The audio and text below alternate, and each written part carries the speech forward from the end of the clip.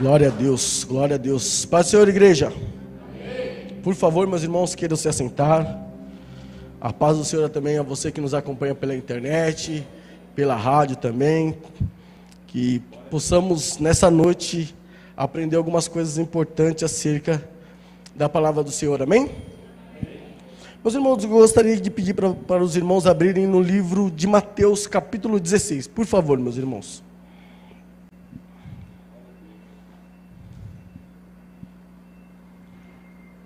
Glória a Deus, glória a Deus, glória a Deus. Mateus capítulo 16, a partir do versículo 13, todos encontraram? Amém? E diz assim a palavra do Senhor em Mateus 16, 13. Chegando Jesus à região de Cesareia de Filipe, perguntou aos seus discípulos: quem os outros dizem que o Filho do Homem é? Versículo 14. Eles responderam: alguns dizem que é João Batista, outros Elias, e ainda outros Jeremias ou um dos profetas. Versículo 15. E vocês? Perguntou ele: quem vocês dizem que eu sou? Versículo 16 e último. Simão Pedro respondeu: tu és o Cristo, o Filho do Deus vivo. Amém? Meus irmãos, eu gosto muito quando estou com os jovens e com os adolescentes, de fazer algumas perguntas para eles, para fazê-los pensar, né? Para tirá-los da zona de conforto e raciocinar acerca das coisas do Senhor, pensar um pouco naquilo que eles entendem de Bíblia, ou que eles queiram aprender, né? Então eu gosto muito de ter esse momento. Às vezes quando eu estou em casa e está lá, principalmente os adolescentes lá com meu filho, a gente começa a conversar, às vezes perca até o horário do trabalho, tem que ir correndo, porque é gostoso estarmos com eles. Obrigado, irmã, Deus abençoe. E eu gosto desse momento, né, de conversar com eles, tirar dúvida, colocar coisas na cabeça deles. E algumas semanas atrás eu fiz uma pergunta a um desses, e perguntei para ele assim: jovem, por que Jesus? Tema de hoje: por que Jesus? Falei: jovem, por que Jesus? Aí ele falou assim: hã? Eu falei assim: por que Jesus? Por que você aceitou Jesus? Ele: hã? Você já viram aquele meme do gatinho? Que tem alguém falando por trás, aí o gatinho fica: hã? Hã? Era aquele jovem. Hã? Eu falei assim: por que você aceitou Jesus como Senhor e Salvador da sua vida? Por que você reconheceu Jesus como seu Senhor? Ele não, é simples, é só você responder simplesmente por quê, né? Qual é o motivo de você ter tomado essa decisão? Por que Jesus? Ele eu não sei. Eu não sei. E isso me ligou um sinal de alerta. Quantas pessoas talvez dentro das igrejas não estão assim hoje? Aceitaram Jesus como Senhor e Salvador, mas elas não têm a certeza ou nem a convicção do porquê fizeram isso. Talvez se nós fizéssemos uma reflexão nesse momento: por que aceitamos Jesus? Qual é o motivo? O que nos levou a aceitar Jesus? Nós sabemos que naquela época de Jesus, muitas pessoas seguiam a Ele. Na verdade, multidões seguiam Jesus, cada um atrás daquilo que elas queriam. Alguns deles estavam curiosos, querendo saber: quem é esse Jesus? Quem é esse cara que tem realizado milagres? Quem é esse cara que tem trazido uma palavra diferente daquela que nós já conhecemos? Um exemplo claro disso: Nicodemos. Nicodemos falou assim: pô, Jesus, e aí? O que é isso que você está fazendo? Como que é? Realmente dá para ver que o que você está fazendo vem de Deus, porque ninguém consegue fazer isso. Mas quando ele fez isso? Na calada da noite, quando não tinha ninguém vendo ele se encontrar com Jesus. Porque tem muitas pessoas assim dentro da igreja, querendo saber quem é esse Jesus, mas que ninguém saiba que eu estou procurando esse Jesus, que ninguém saiba que eu estou indo para a igreja. Eu vou ali de manhã, na calada da noite, depois eu volto e vou viver minha vida, mais ou menos que Nicodemos falou. E Jesus fala para ele: Nicodemos, você precisa nascer de novo, cara. Ah, mas como assim? Como assim? Como assim? Pô, você sendo um mestre da lei, você não consegue entender essas coisas tão simples? Meus irmãos, tem muita gente assim dentro da igreja. Pessoas que querem até conhecer Jesus, mas não querem nascer realmente de novo. O batismo é extremamente importante para a salvação da pessoa, mas não pode ser apenas um banho, não pode ser apenas ali você deitar e voltar, não, tem que ser realmente ali o matar do homem, nascer uma nova criatura, segundo não mais a carne, mas segundo o Espírito. Mas existiam aquelas pessoas curiosas, e na igreja também, muita gente curiosa. Quem é esse Jesus que realiza milagre, pastor? Quem é esse Jesus que tem trazido uma palavra diferente? Bom, tem essas pessoas. Tem um outro grupo de pessoas que eram os doentes. As pessoas sabiam que Jesus realizava milagres, então elas iam até Jesus para serem curadas das suas enfermidades, das suas doenças, dos seus problemas. E a gente ouvia, a gente lia ali na palavra, muita gente falando assim: Jesus, filho de Davi, tem misericórdia de mim, estou enfermo, estou doente. Outros, como a mulher do fluxo de sangue, que ela procurou na ciência, na medicina, o resultado, a solução dos seus problemas e não conseguiu. E vendo que não tinha mais nenhuma solução, ela ouve falar de Jesus e ela fala: se eu tocar no manto dele eu serei curado. Outros, como os 10 leprosos, se apresentaram a Jesus e Jesus fala assim: vai lá se apresentar aos sacerdotes, e nesse meio do caminho eles são curados. Porque o nosso Deus é um Deus misericordioso, meus irmãos.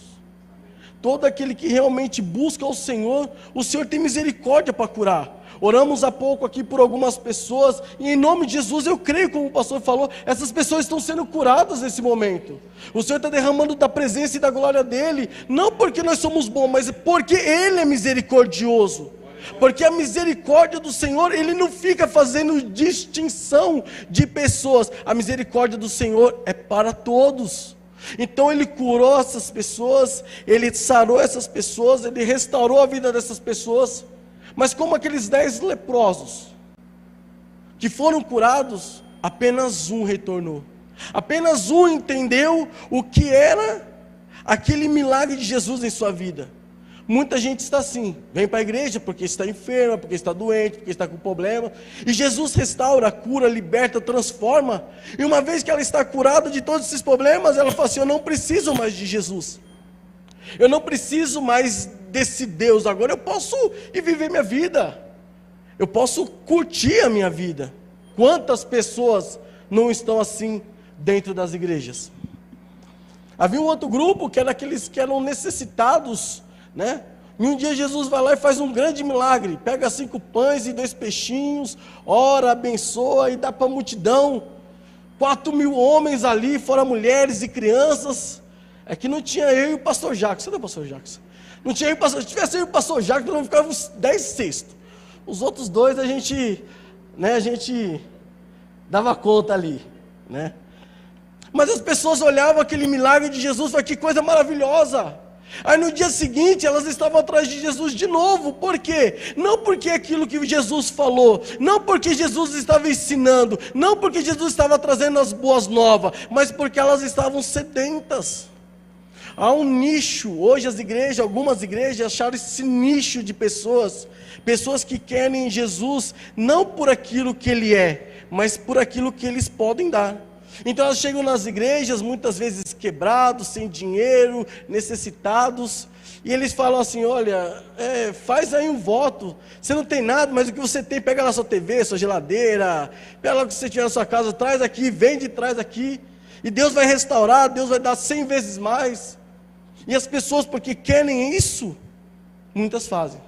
Que pena, porque na grande maioria das vezes, essas pessoas são as primeiras a se afastarem de Jesus. Primeiras a se afastar de Jesus. Há um número crescente de cristãos no Brasil e no mundo, mas há um número ainda mais assustador de pessoas se desviando da presença de Deus. Por quê? Porque elas ainda não entenderam por que Jesus. Por que eu escolhi Jesus? E dentro disso, eu quero abordar 4 temas com os irmãos do porquê devemos escolher Jesus, do porquê Jesus na minha vida. O primeiro deles está em Isaías 49, acompanhe aqui comigo no telão.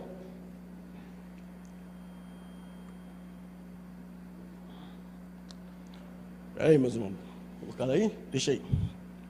O tema, o subtítulo que eu coloquei desse grupo, né, desse comportamento que precisamos ter, é porque Ele sempre está conosco.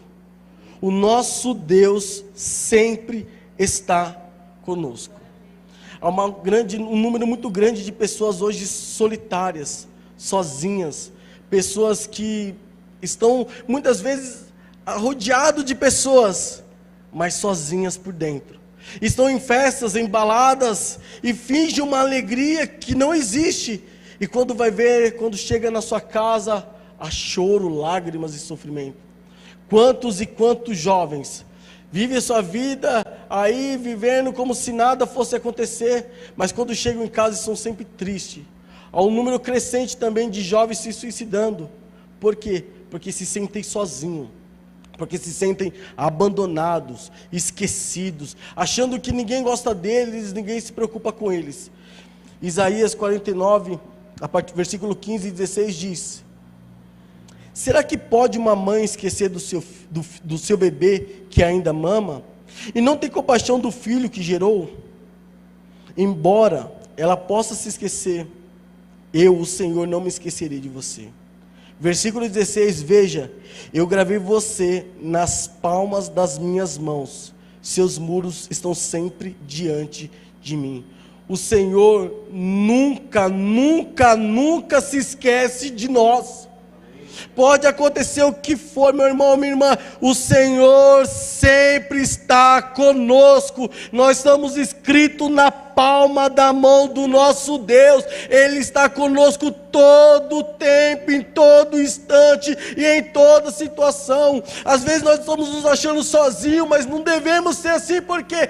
Porque o nosso Deus está conosco. Mas o fulano me abandonou, o ciclano me abandonou, mas o Senhor, Ele não te abandona.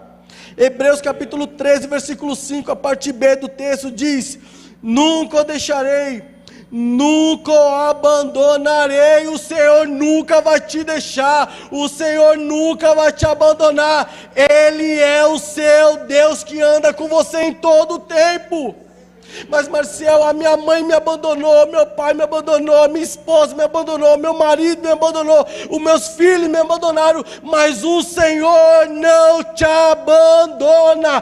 Ele diz em sua palavra: nunca o deixarei, eu nunca o abandonarei. Ele é o nosso Deus.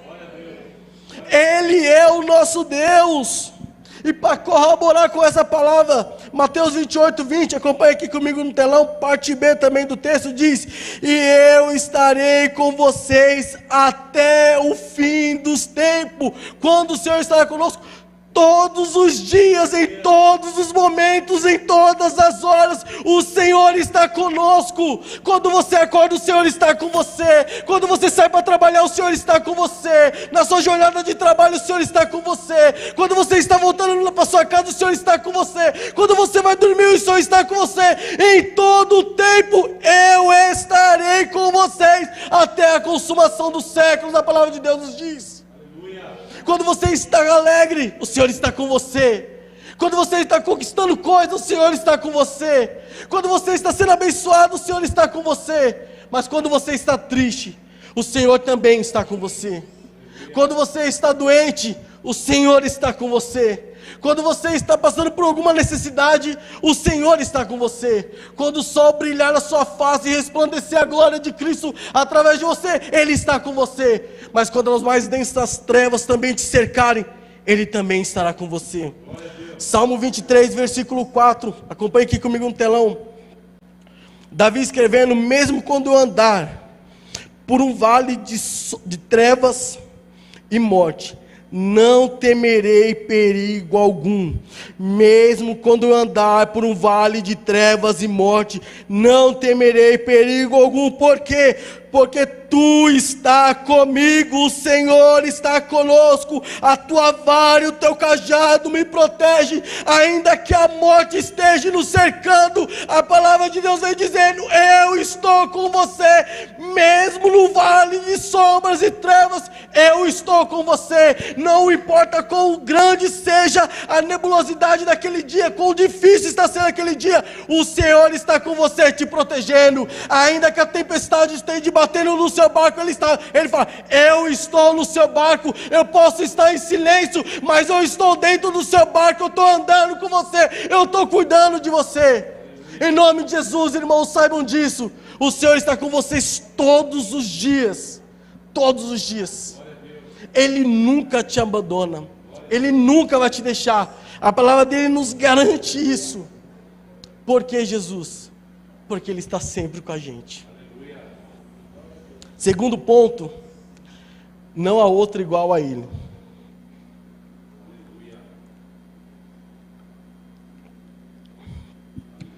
Eu lembro que alguns anos atrás, uma moça me perguntou, Marcial, qual é a diferença de Jesus para outras pessoas? Porque outras religiões também tiveram grandes homens, né? Tem o Buda, ela falou, tem ali o Allan Kardec, tem o Maomé. Foram homens importantes dentro do cenário que eles viveram, tão importantes para as suas religiões como Jesus.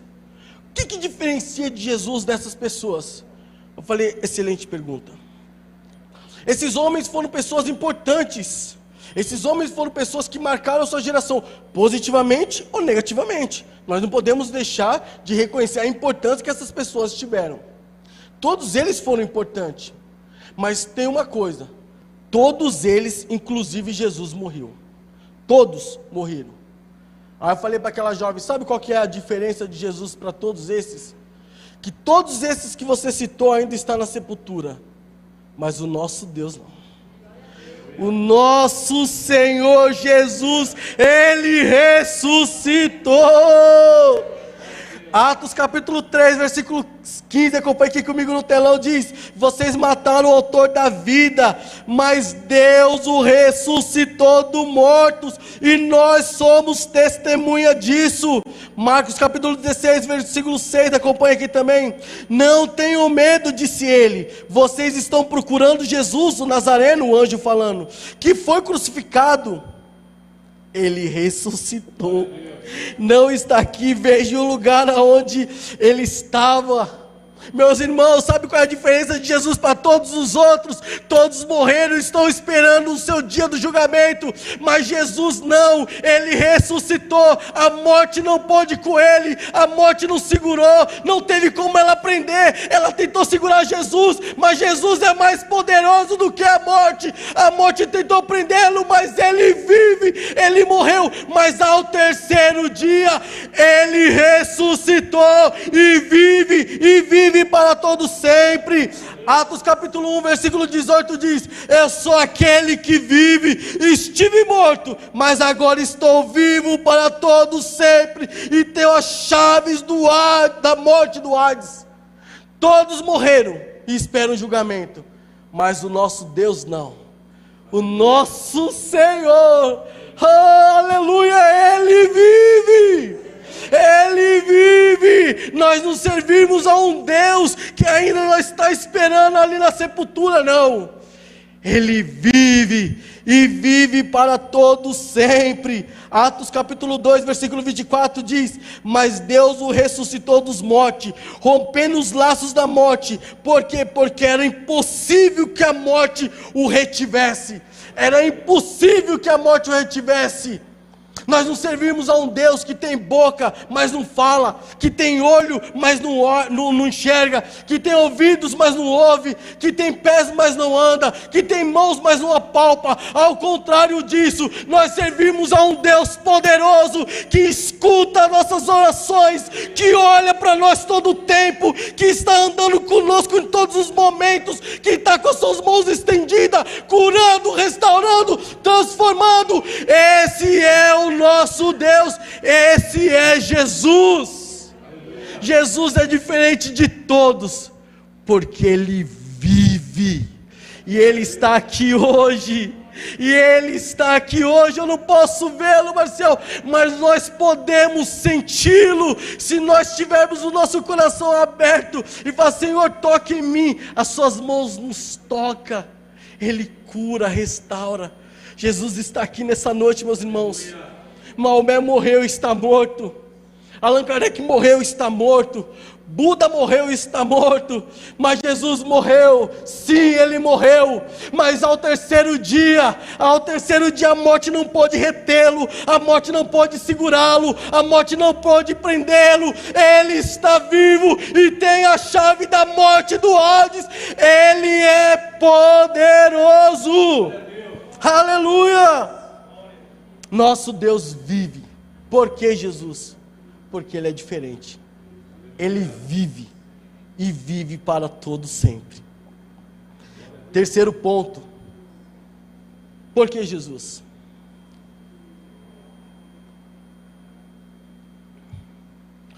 Porque Ele nos ama.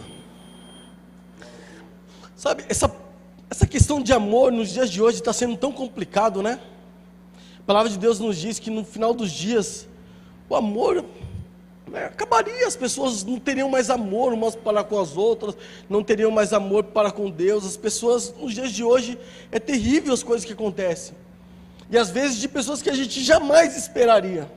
Eu lembro de um caso, alguns meses atrás, de um jovem, um adolescente, que ele conseguiu matar o pai, a irmã e a mãe, e ainda depois conseguiu ir na academia, comprar pão, comer, dormir.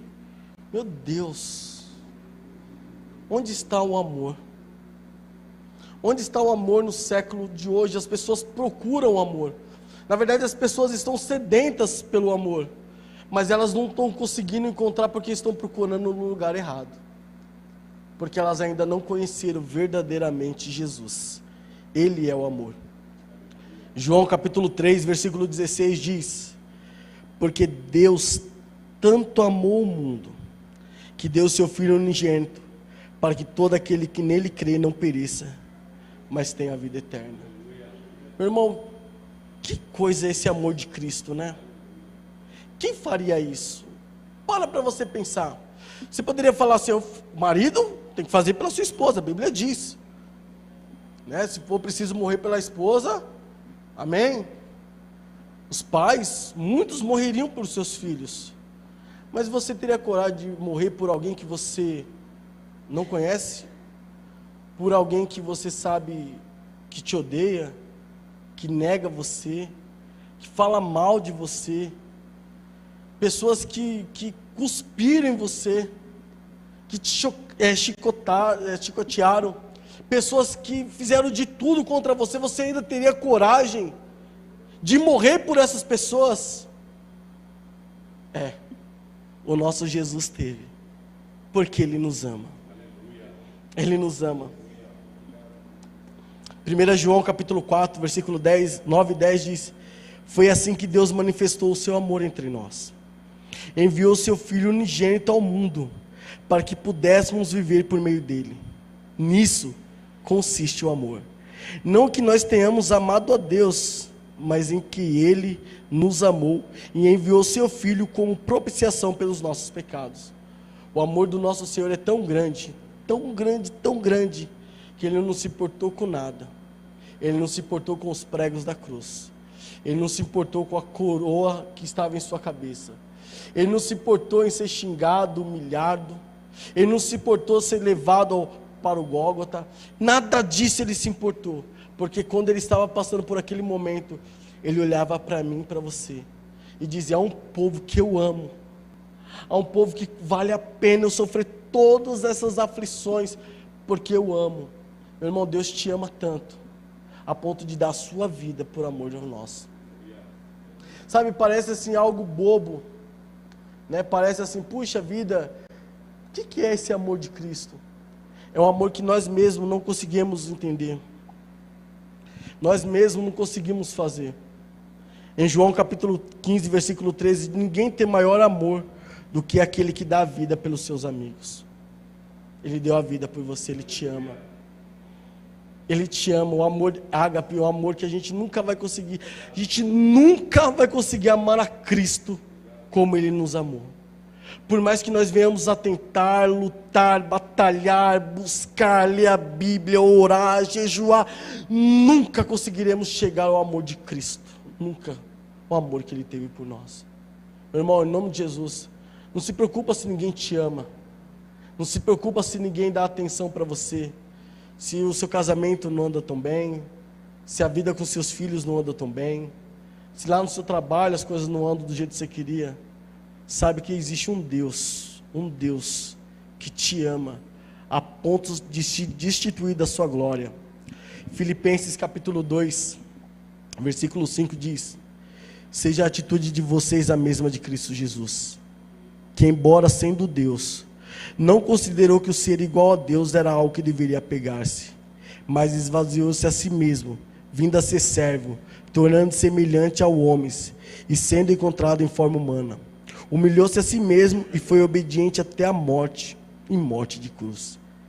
Por isso, Deus o exaltou à mais alta posição. Ele deu o nome que está acima de todo nome, para que ao nome de Jesus se dobre todo o joelho no céu, na terra e debaixo da terra. E toda língua confesse que Jesus Cristo é o Senhor, para a glória de Deus Pai. Ele se destruiu da sua glória. Ele saiu lá do seu trono de glória, se fez homem e viveu entre nós. Pagou tudo que era para pagar, por amor. Mas vai chegar o dia, como vai chegar o dia. Como os ansiamos por esse dia em que todo joelho vai se dobrar.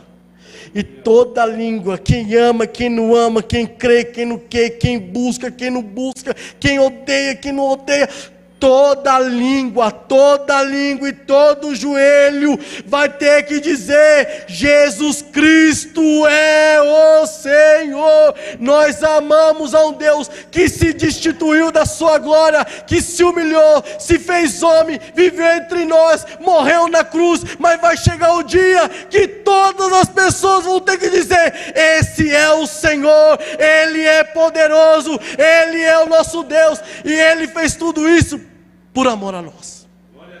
Por que Jesus? Porque apesar de todas as pessoas não me amar, Deus me ama. Deus te ama, meu irmão, minha irmã. Deus te ama. Quando alguém te perguntar essa mesma pergunta que eu fiz para aquele jovem: por que Jesus? Porque Ele me ama. Por que Jesus? Porque Ele me ama a ponto de se entregar por mim. Quarto e o último: por que Jesus? Porque Ele pagou a nossa dívida. Ele nos resgatou. Sabe, meus irmãos, nós gostamos de fazer dívidas, não é?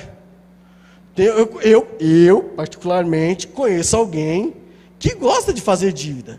E não é pouco, é muita dívida. Mas amém, glória a Deus por isso. Nós brasileiros gostamos de fazer dívida, não é verdade? Quem não tem uma dívidazinha aí? Quem é que não... Oh, Senhor, tem misericórdia, o cartão virou. Está chegando o dia do pagamento, manda recurso, Senhor. Esse cartão abençoado que eu gastei ali na pizzaria, agora a fatura chegou, oh, Deus, é uma dívida terrível. Nós vivemos de dívida, meus irmãos. Nós estamos em constante, podemos dizer assim, em dívida com a sociedade, né? Devemos a água, a luz, porque começou a usar, você já está devendo, meu irmão. A conta vai chegar, depois você paga. Mas todos nós estamos em dívidas. Nós também estamos em dívida com o nosso Senhor. E sabe qual que é o pior, meus irmãos? Aqui a gente ainda trabalha, corre atrás e paga. Mas a dívida com o nosso Deus estava difícil. Porque por mais que eu e você quiséssemos, nós não conseguimos pagar.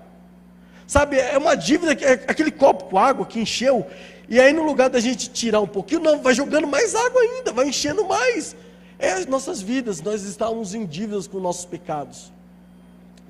No Salmo capítulo 49, Salmo 49, versículo 7 e 8 diz: o homem algum, pode redimir seu irmão ou pagar a Deus o preço de sua vida.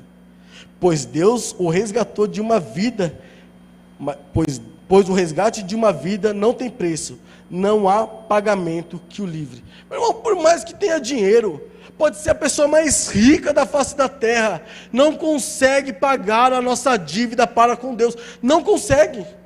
Por isso que as pessoas ficam tão abaladas, porque por mais que elas queiram, elas não conseguem, não tem espécie, valor algum que consiga pagar essa dívida. E aí eu fico pensando, meu Deus, e agora, né? A dívida está grande, o que eu faço? A dívida está complicada, o que eu faço? Quando é aqui, a gente recorre ao irmão, ao banco, a alguém, parcelar aquela fatura, faz alguma coisa. Mas com Deus não tinha esse jeito. Mas o nosso Senhor Jesus, e você tem uma dívida lá, pai, um povo que está devendo, e eu vou lá pagar essa dívida. Eu vou ser o resgatador de cada um deles. Colossenses capítulo 1, versículo 13 e 14 diz: pois Ele nos resgatou do domínio das trevas e nos transportou para o reino de seu Filho amado, em quem temos a redenção, a saber, o perdão dos nossos pecados. A nossa dívida era os nossos pecados. Meu irmão, cada vez nós pecamos mais. E não teríamos como pagar. Mas Jesus foi lá e falou assim: eu vou lá para a cruz. A dívida foi paga naquela cruz. Jesus, ao entrar naquela cruz, Ele está falando assim: quanto que é que custa aí a dívida do meu filho, da minha filha? Qual o valor que Ele está te devendo? Ele está me devendo a morte. Ele merece morrer, pois o salário do pecado é a morte. Aí Jesus falou assim: não. A dívida dele eu pago. Ele é o nosso resgatador. Por que Jesus? Porque Ele pagou a minha dívida. E como que Ele pagou a nossa dívida, meu irmão? Quanto que foi? Qual foi esse valor? Ele pagou com sangue. Hebreus capítulo 9, versículo 11. A Bíblia vem dizendo: quando Cristo veio como sumo sacerdote dos benefícios agora presente, Ele adentrou o maior e mais perfeito tabernáculo, não feito pelo homem, isto é, não pertencente a essa criação, não por meio de sangue de bodes, novilhos, mas pelo seu próprio sangue. Ele entrou no Santo dos Santos uma vez por todas e obteve eterna redenção. Ora, se o sangue de bodes e touros e as cinzas de uma novilha espalhadas sobre os que estão cerimonialmente impuros os santificam de forma que se tornam exteriormente puros, quanto mais então o sangue de Cristo, que pelo Espírito eterno se ofereceu de forma imaculada a Deus, purificará a nossa consciência de atos que levam à morte, de modo que sirvamos ao Deus vivo. Por essa razão, Cristo é o mediador de uma nova aliança para os que são chamados, recebem a promessa da herança eterna, visto que Ele morreu como resgate pelas nossas transgressões cometidas sob a primeira aliança. Foi um preço de cruz, foi um preço de sangue. Aquele sangue aspergido nos purificou de todo o pecado. Por que Jesus? Porque quando você vem aqui na frente e levanta sua mão, é feita uma oração de confissão: Senhor, perdoa os meus pecados. Naquele momento, entendam isso, tá, meu irmão? De forma simbólica, é como o sangue de Jesus estivesse sendo derramado sobre sua vida e te purificando de todo o pecado. Qual que é a sua dívida? Está paga. Mas como que está paga? Ele foi levantado do madeiro. Ele foi com o seu sangue aspergido, purificou toda a humanidade. Por que Jesus? Porque Ele pagou o meu preço. Ele pagou o seu preço. Ele está vivo. Ele está conosco. Ele nos ama. Feche seus olhos por um instante, por favor, meus irmãos.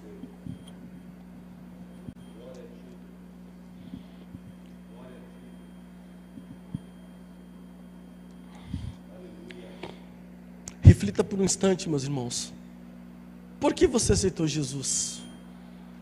Quantas e quantas pessoas não aceitaram Jesus ao longo dos dias, meses e anos? Quantas e quantas pessoas não saíram dos seus lugares e vieram aqui na frente e o reconheceram como Senhor e Salvador, disseram que iriam segui-lo, que iriam viver com Ele para todo sempre? A pergunta que eu faço: por que parou? Por que desistiu? Por que desanimou? Estamos vivendo os últimos dias. Sem dúvida alguma estamos vivendo os últimos dias. Mas o Senhor está com você, meu irmão, minha irmã. Nos seus momentos mais difíceis da sua vida, Deus está com você. Mesmo quando você acha que tudo está dando errado, Ele fala assim: filho, eu estou com você aqui, pode ficar sossegado. Eu estou no seu barco. A tempestade vai balançar o seu barco, mas eu estou aqui. Pode continuar. Talvez você esteja triste, chateado, se perguntando: por que ninguém me ama? Por que ninguém quer estar comigo? E Jesus vem e fala para mim e para você: mas eu te amo tanto, minha filha, meu filho. Eu te amo tanto, tanto, tanto, tanto, tanto, que eu morri, eu vim a essa terra para morrer por você. Mas Pai, eu sou tão pecador e eu sou tão pecador, Senhor. Mas obrigado porque o Teu sangue, Senhor, nos purifica de todo o nosso pecado. Porque, Jesus, reflita por um momento, meu irmão, minha irmã, o que te levou a aceitá-lo como Senhor e Salvador. Eu poderia aqui estar enumerando outras coisas, mas eu gostaria que você refletisse, você e Deus, nesse momento. Por que você um dia saiu do seu lugar e veio aqui? E se você ainda não fez isso, eu vou te dar essa oportunidade de hoje. Por que, Jesus? Reflita por um instante. Pai, em nome de Jesus, em nome de Jesus, em nome de Jesus. Obrigado, Senhor, porque eu estava no lamaçal do pecado, Senhor. Ah, Deus, eu vivia tão longe da Tua presença, Senhor. Os meus caminhos eram sempre obscuros, ó Deus. Eu vivia triste, Senhor. Quantas vezes, ó Pai, quantas vezes eu achei que ninguém me amava, Senhor. Quantas vezes, Senhor, eu não me sentia abandonado. Tu sabes, ó Deus, conhece a minha vida porque Tu escreveste cada dia dela. Tu sabes quantas vezes, Senhor, eu não me senti triste. Oh Deus, oh Senhor, mas eu me senti assim porque ainda não Te conhecia, Deus. Mas hoje eu sei que o Senhor me ama, Pai, e Você ama cada um desses, ó Senhor. Tu amas cada um desses. O Senhor anda conosco todos os dias, ó Deus, todos os dias. O Senhor está sempre conosco, Senhor. Oh Deus, eu não conheço um Deus que seja mudo, que foi feito por mãos humanas, um Deus que morreu. Não, não, não, não. Eu conheço um Deus vivo, poderoso, e que nesse momento está aqui, papai, no meio da sua igreja, dizendo para você: se você ainda não me conhece, vem, eu vou te apresentar. Eu vou te fazer me conhecer cada dia mais. Eu vou te levar a degraus espirituais para que você possa viver algo diferente em sua vida. Está na hora de nós sairmos da mesmice, de não saber responder por que, Jesus. Estamos chegando nos últimos dias, meus irmãos, nos últimos dias. E Jesus está dizendo: eu já paguei o preço, eu já morri naquela cruz. Não desista, permaneça, prevaleça, se esforce, busque mais me conhecer. Entre no seu quarto lá no secreto, fale comigo e eu lhe responderei. Eu lhe mostrarei coisas insondáveis. Eu farei você ter experiências que você nunca teve. Oh Deus, em nome de Jesus, em nome de Jesus, em nome de Jesus, em nome de Jesus. Não importa o que sou, nem o que tenho, diante do que Tu és.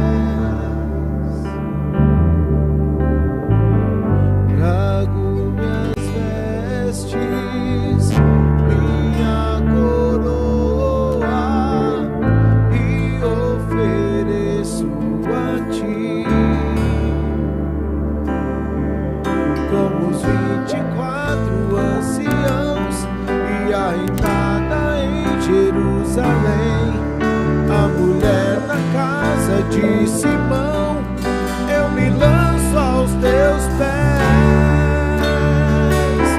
Não tenho outro bem além de ti, não tenho outro bem além de ti, não tenho outro bem além de ti, Senhor.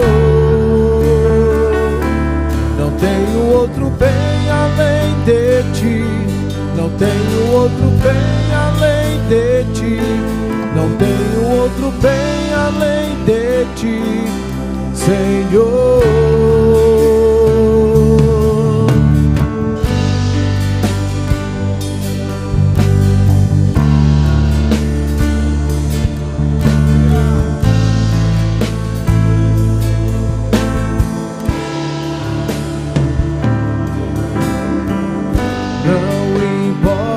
O que sou, nem o que tenho, diante do que tu és. Trago minhas vestes, minha coroa e ofereço a ti.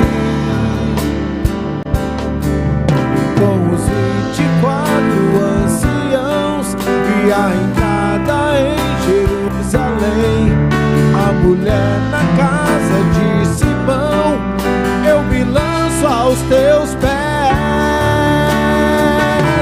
Não tenho outro bem além de ti, não tenho outro bem além de ti, não tenho outro bem além de ti, Senhor.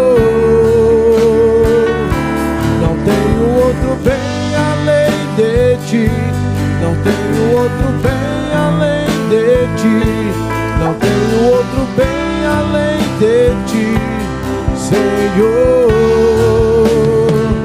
Eu te amo, eu te quero, eu te adoro, meu Senhor. Eu te amo, eu te quero, eu te adoro, meu Senhor. Quando alguém te perguntar por que Jesus, quando alguém te perguntar quem é Jesus para você, diga claramente: Ele é o Cristo. Ele é o Cristo, o Filho de Deus vivo. Ele é o nosso Senhor. Diga para Ele que toda palavra e toda a Bíblia, Cristo está sendo glorificado e exaltado. Em Gênesis Ele é a semente da mulher, em Êxodo Ele é o Cordeiro Pascual, em Levítico Ele é o sumo sacerdote, em Números Ele é a rocha ferida, em Deuteronômio Ele é a lei e a nossa salvação, em Josué Ele é o nosso capitão, Ele é o que luta pelo seu povo, em Juízes Ele é o libertador, em Ruth Ele é o parente divino, em 1 e 2 Samuel Ele é o que nos unge a cabeça, em 1 e 2 Reis Ele é o rei prometido, em 1 e 2 Crônica Ele é o Senhor da vitória, em Esdras Ele é o restaurador, em Neemias Ele é o reedificador, em Esther Ele é o nosso advogado, em Jó Ele é o nosso redentor, em Salmo Ele é o bom pastor, em Provérbios Ele é a sabedoria, e em Eclesiastes Ele é o pregador sem vaidade, em Cantares Ele é o noivo que ama a sua igreja, a sua noiva, em Isaías Ele é o Messias que havia de vir ao mundo, em Jeremias Ele é o profeta que chora, em Lamentações Ele é o Senhor que chora pelo seu povo, em Ezequiel Ele é o maravilhoso ser das quatro faces, em Daniel Ele é o quarto homem da fornalha de fogo, em Oséias Ele é o que afasta a iniquidade do povo, em Joel Ele é que batiza com o Espírito Santo, santo. Em Amós ele é o grande governador. Em Obadias ele é o Senhor que destrói os nossos inimigos. Em Jonas ele é o missionário que leva a palavra de Deus ao mundo. Em Miqueias ele é o mensageiro dos pés formosos. Em Naum ele é o Senhor que persegue os ímpios. Em Abacuque ele é o justo. Em Zofonias ele é o Senhor da linhagem pura. Em Ageu ele é o templo de Deus. Em Zacarias ele é o pastor ferido, das mãos transpassadas, o edificador de templos. Em Malaquias ele é o mensageiro da aliança. Em Mateus ele é o Messias. Em Marcos ele é o servo maravilhoso. Em Lucas ele é o filho do homem. Em João ele é o filho de Deus. Em Atos ele é o justo Senhor de todos. Em Romanos ele é o pacificador. Em 1 Coríntios ele é o Cristo crucificado. Em 2 Coríntios ele é a imagem de Deus. Em Gálatas ele é o Senhor da graça. Em Efésios ele é o exemplo supremo. Em Filipenses ele é o prêmio da nossa salvação. Em Colossenses ele é a cabeça da igreja. Em 1 e 2 Tessalonicenses ele é aquele que virá outra vez. Em 1 e 2 Timóteo ele é o bem-aventurado, o único soberano. Em Tito ele é o redentor. Em Filemão ele é o Senhor que liberta. Em Hebreus ele é o autor da nossa salvação, o sumo sacerdote, o autor e consumador da nossa fé. Em Tiago ele é o Senhor das boas novas. Em 1 e 2 Pedro ele é o filho do Deus vivo, o pastor e bispo das almas. Em 1 João ele é o Cristo. Em 2 João ele é o filho do Pai. Em 3 João ele é a verdade. Em Judas ele é o Senhor que nos alerta. Em Apocalipse ele é o alfa, o ômega, o princípio e o fim. Ele é o leão da tribo do Judá. Ele é o rei dos reis. Ele é o Senhor dos senhores. Esse é o nosso Jesus. Esse é o nosso Jesus. Por quê? Porque tu és o Cristo, tu és o Filho do Deus vivo. Eu não tenho dúvida, porque eu te sirvo, porque eu ando contigo, porque o Senhor cuida de mim, porque o Senhor está comigo, porque o Senhor nos ama, porque o Senhor pagou a minha dívida. E eu espero ansioso pelo dia da tua volta e poder entrar em tua glória. Não tenha dúvida, igreja, de dizer quem é Jesus. Tenha convicção. Saia daqui hoje com a certeza de quem é Jesus na sua vida. Amém? Eu quero fazer um apelo, meus irmãos. Se tiver alguém ainda que não conhece esse Jesus, que ainda não experimentou dessa graça, essa abundante graça que nos alcançou, mas que entendeu que hoje, a partir de hoje, vai ter alguém andando com você em todos os momentos, nos tristes e nos felizes, que vai estar ali com você te ajudando, vai te capacitar em todo o tempo. Se tiver alguém, meus irmãos, rapidamente, levante sua mão, vem aqui na frente, vamos orar por você. Se tiver alguém também pela internet, meus irmãos, os meninos estão apostos, aí os irmãos estão apostos, mas não deixe passar mais isso. O nosso Deus, Ele vive. O nosso Deus, Ele vive, Ele vive, Ele vive. Por mais que queiram compará-lo, ninguém vai conseguir comparar esse Jesus. Amém, irmãos. Pai, em nome de Jesus, eu te louvo, Senhor. Eu te louvo, porque o Senhor anda comigo todo o tempo. Porque eu entendi quem é o Senhor, diferente de todos. Porque o Senhor nos ama, Senhor. Porque o Senhor pagou a minha dívida e me resgatou, me tirou do lamaçal do pecado, me colocou diante da tua presença. Pai, fala ao coração dos meus irmãos aquilo que eu não consegui falar, mas continue manifestando a sua glória sobre a tua igreja, Senhor. Porque quando perguntarem para mim quem é Jesus, Ele é o Filho de Deus, Ele é o Cristo. Amém, amém e graças a Deus. Amém. Glória a Deus.